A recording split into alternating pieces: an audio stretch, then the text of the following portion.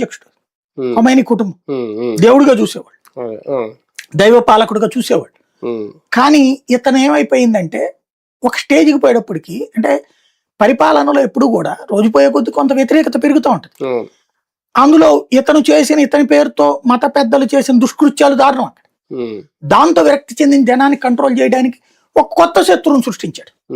మన ఎదురుగుండా పెరుగుతున్న శత్రుత్వాన్ని డైవర్ట్ చేయాలంటే కొత్త శత్రువును సృష్టించాలి. ఈ కొత్త శత్రువు ఎవరు? మన ఇండియన్ పాలకులు, పాకిస్తాన్ శత్రువు.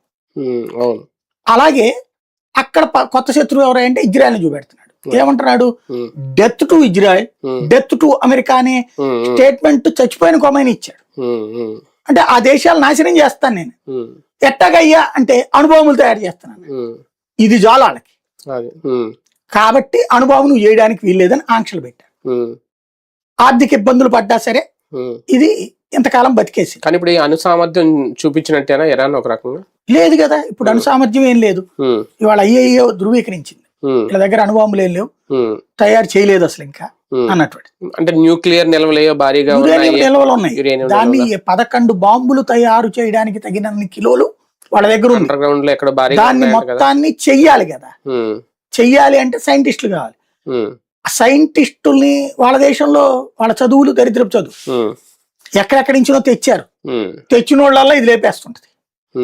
ఇప్పటికి 28 సార్లు చంపేసింది ఇజ్రాయెల్. నిన్న కూడా 22 మంది